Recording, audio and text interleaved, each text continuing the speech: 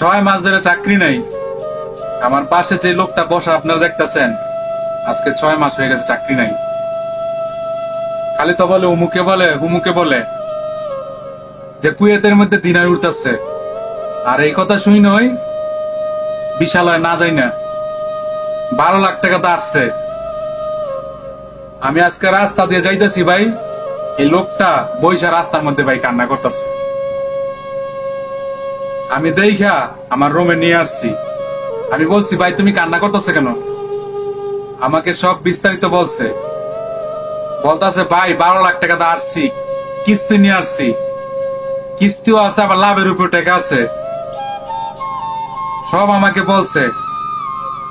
আমি বলছি ভাই তুমি চিন্তা করো না, তুমিও বাঙালি আমিও বাঙালি, তো আমরা বাঙালি বাঙালি ভাই ভাই, একটা আত্মীয় স্বজন নাই এই লোকটার।